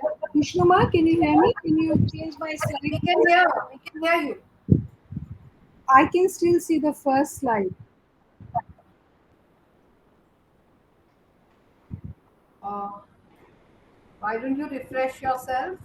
Okay, I'll have to exit and come back then. Yeah, do Yeah. that. Just give me a second, everyone. Sorry.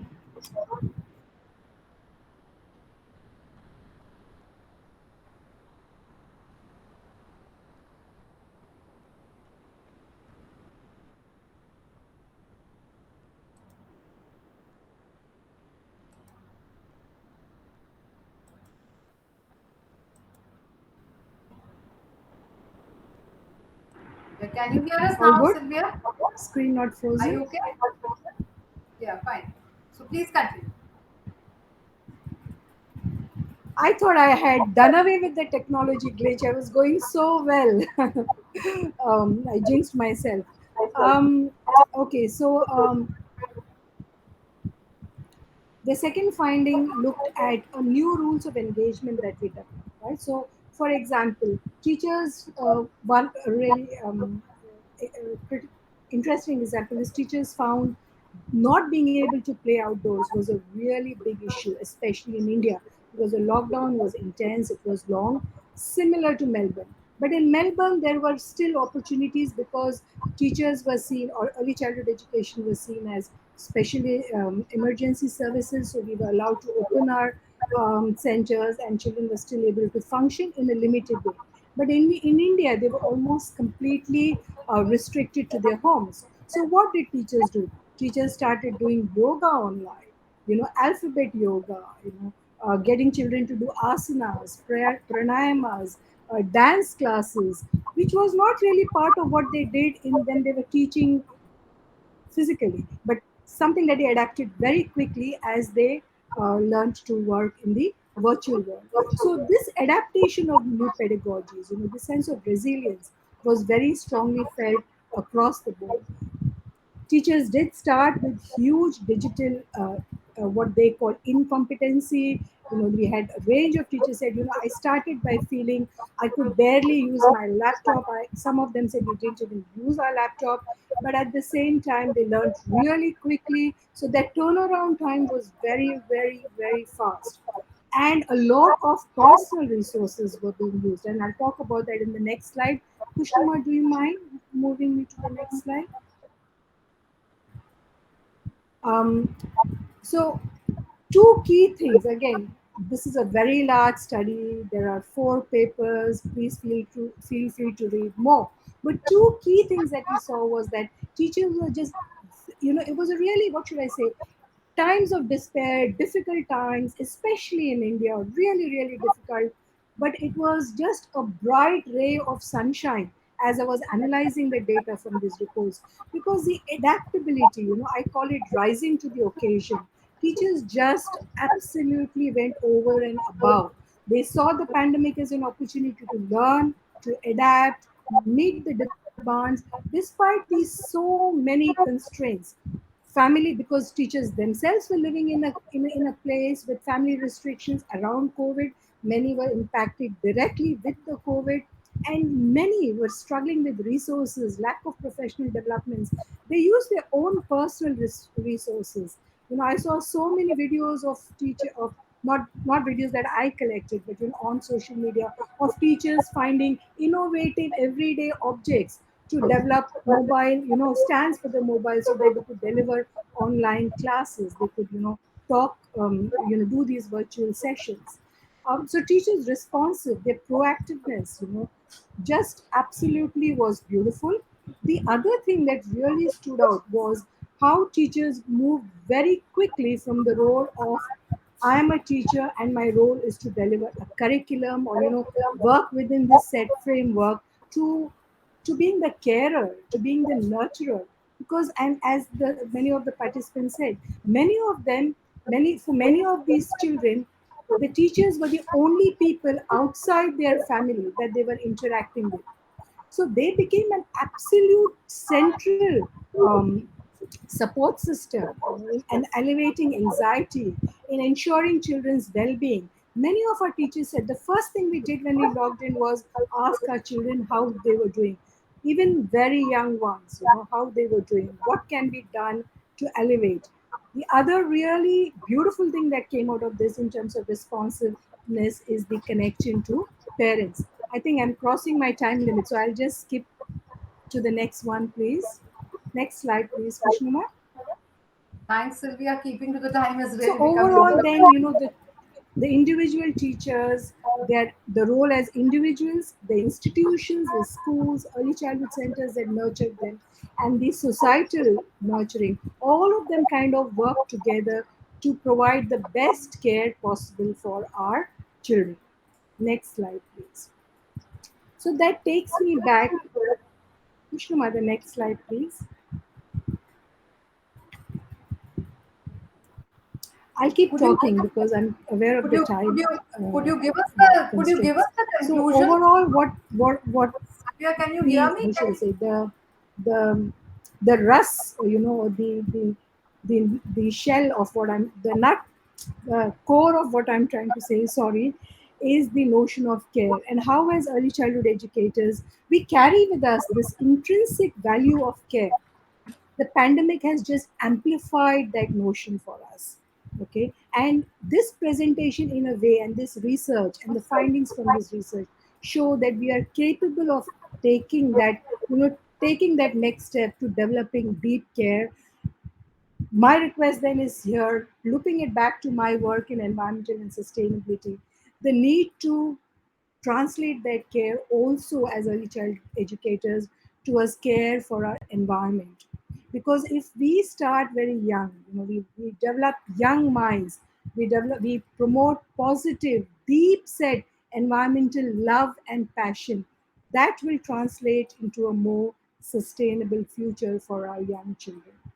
Um, Last slide then. Kushnuma, are you with me? No. So I think I will stop here. In a sentence, that yes, I love to end with this proverb: we do not inherit the earth from ancestors, but we borrow it from our children. Nurturing a strong, positive environmental identity is something that will carry forward and really help our children, especially in India, where the environmental situation is far from being at its best. Thank you, everyone, and thank you again for the opportunity to present. Thank you, Sylvia. We could identify with a lot with what you said because, and obviously so, because a lot of your I sample can't was hear from you, that Rekha. group. Can others hear me? Am I audible? I cannot hear you. Okay, well, something with your connection I because can hear Dr. you now. Vasudev says I can. Yeah, okay. So I was just thanking you, Sylvia, and a lot of your findings resonate with what we experienced in India ourselves. Your sample too was from here. So we'll get on to the questions once we have Dr. Harleen. I'll remove you from stage now and put Dr. Harleen. Dr. Harleen was not able to actually unmute herself in all the mock trials that we did. So let us see whether she's able to do that now. Uh, and actually, Kushnuma, I'm not able to add Dr. Harleen to stage. I'm not able to add Dr. Harleen to stage. Dr. Harleen, would you like to exit and enter again? I am not able to add you to the stage.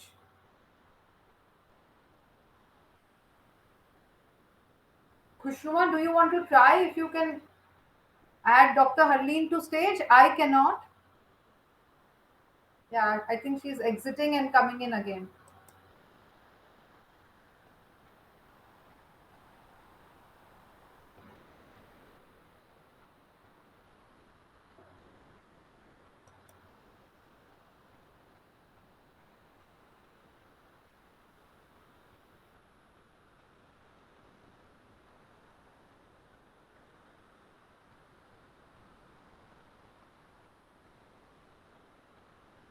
as we wait for her to join, uh, the title of her talk is Keeping Children Safe in the New Normal.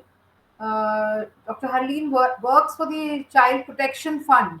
If you could show the next slide, Kushnuma, in the interest of time, so that people can be aware of Harleen's background till she joins. Yeah, if you could expand it a bit.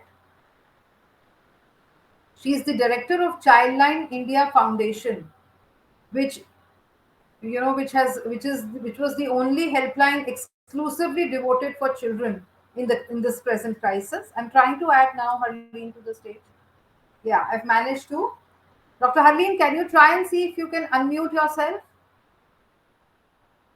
Are you able to unmute now? No?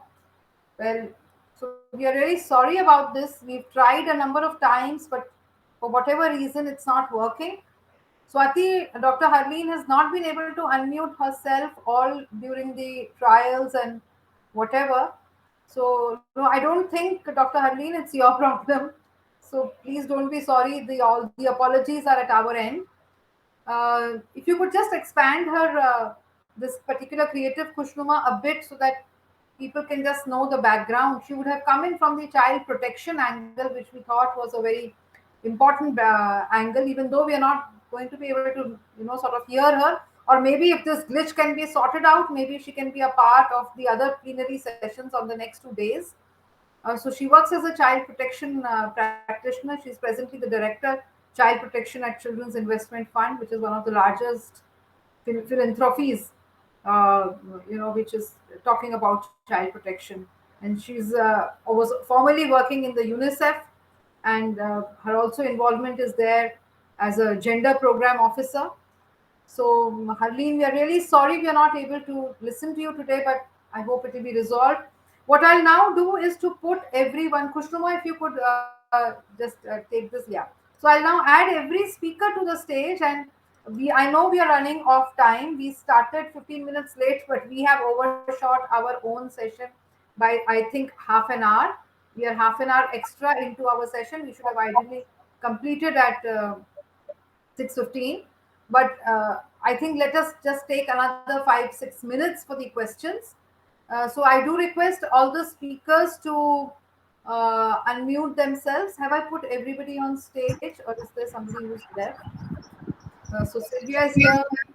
Yeah, yeah. So we have everybody, and this is the time for questions. I don't see any questions on the in the chat box or in the Q&A till now. So unless people do want to put in questions, I don't think there is the possibility of you unmuting and asking right away. I would just like to ask, as I did ask Marilyn before she left the stage, that we know storytelling, and we know we need to, get children into problem solving. What prevents us from putting this knowledge into practice? It's a really fantastic question, Rekha. Marilyn, you're unmuted. You're not unmuted. You have to unmute. Okay, I've just unmuted.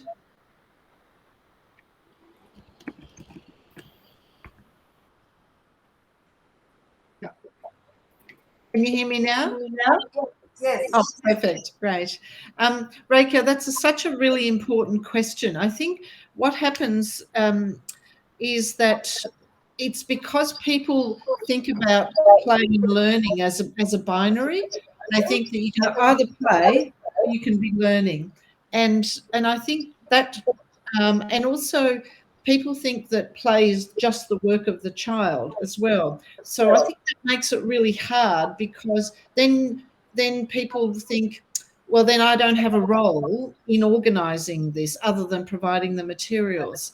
And so I think these are kind of like blocks, and they're blocks because they are, if I can use the word, kind of a bit of a myth, because we know that children play develops over time, and adults have a really important role in that. That children's development just doesn't happen in a vacuum, and so that's why I guess if we think about what is our role, how is it that we as educators, as teachers, organise to give the richest possibility, then we can take a much more active role.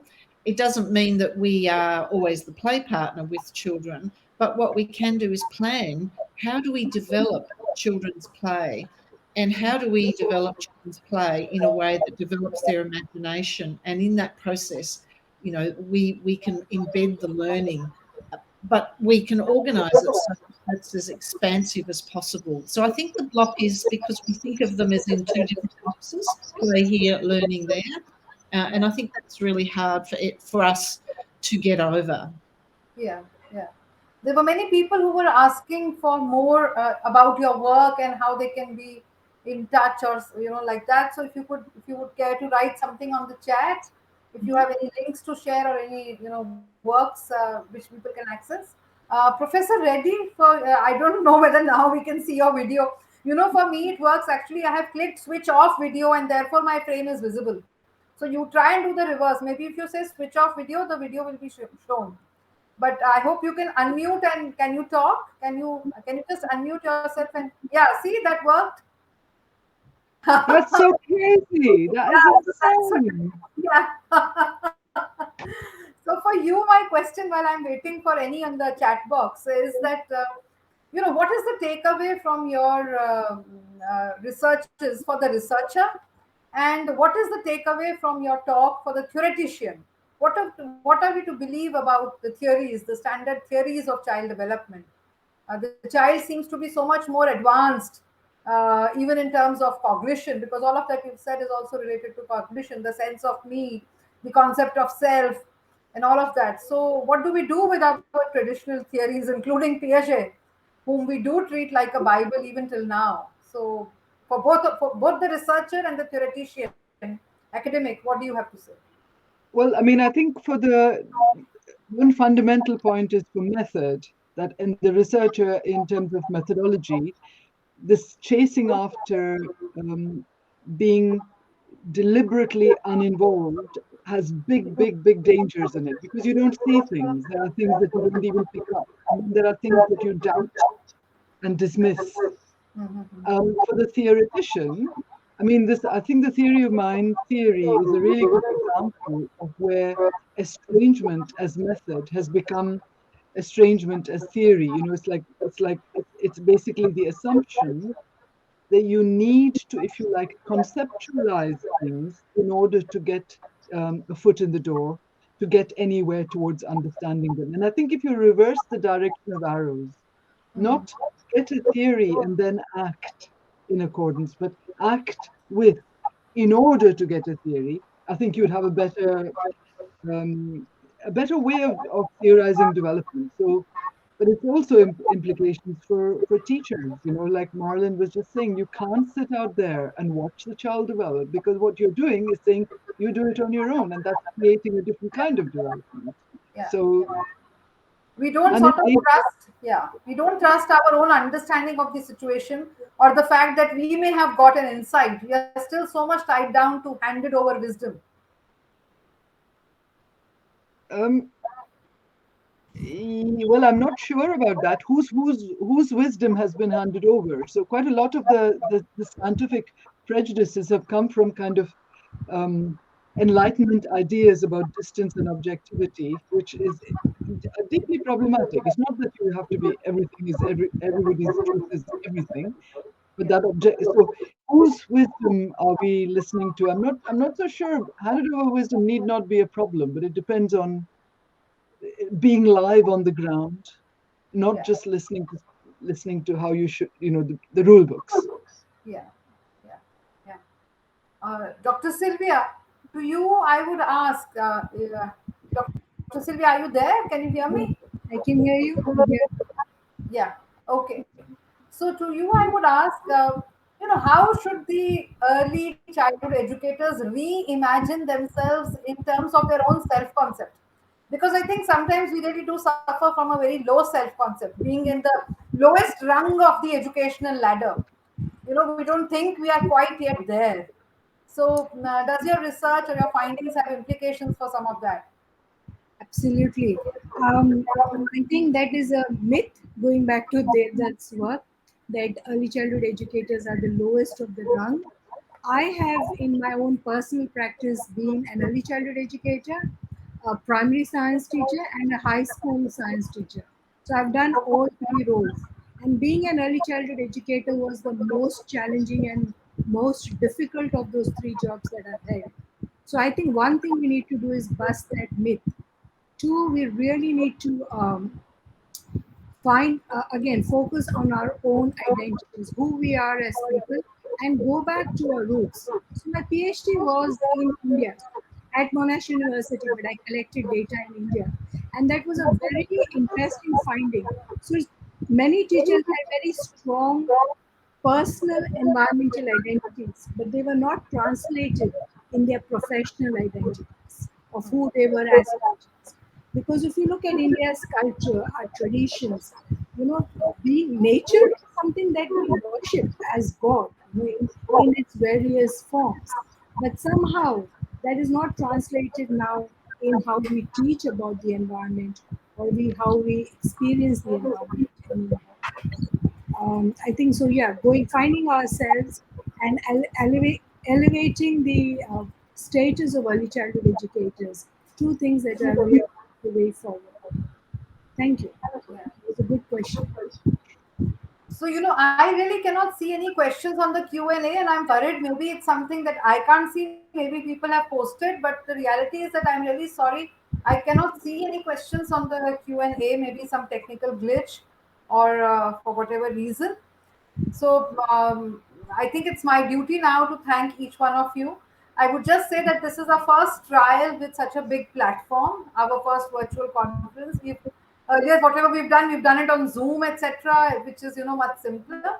So we are really sorry for the technical glitches, and uh, please don't take. I mean, just take this as that one odd thing which happens. I'm sure we'll be better in the future, and we hope to connect with each one of you through our association in many different roles.